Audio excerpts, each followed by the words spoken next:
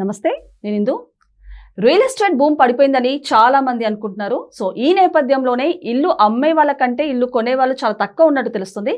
మరి దీని గురించి మాట్లాడడానికి మనతో పాటు local product development organization founder and chairman Bharat గారు ఇప్పుడు మనతో ఉన్నారు. నమస్తే సార్. నమస్తే అండి. సార్, మరి చూసుకుంటే ప్రజెంట్ ఉన్న సిచ్యువేషన్లో రియల్ ఎస్టేట్ భూమి పడిపోయిందని చాలా మంది ఒక ఇమాజినేషన్లో ఉన్నారు.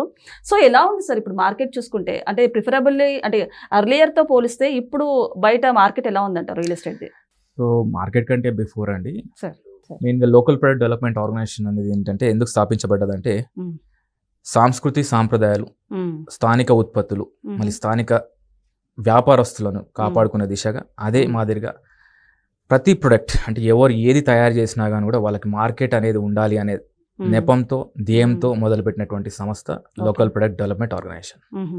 సో దాంట్లో భాగంగా ఈ మధ్య కాలంలో ఏంటంటే రియల్ ఎస్టేట్ పడిపోయింది, రియల్ ఎస్టేట్ డమాల్ ఇలాంటి క్యాప్షన్ చూసినప్పుడు వల్ల నాకు ఒక బాధ అనిపిస్తుంది.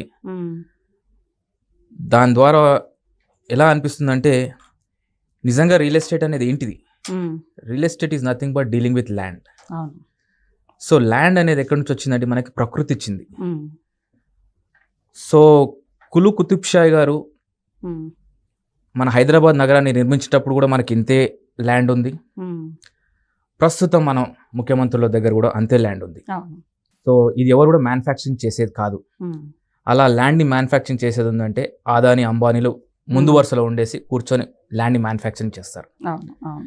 సో ఈ ల్యాండ్ అనేది ఒక నిజంగా చెప్పాలంటే వెలకట్టలేని భూమి.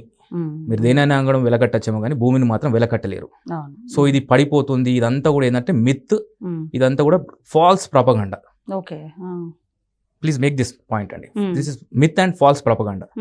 సో ఎందుకంటే జనాలు పెరుగుతున్నారు, జనాలకు తగ్గట్టు ల్యాండ్ పెరగట్లేదు.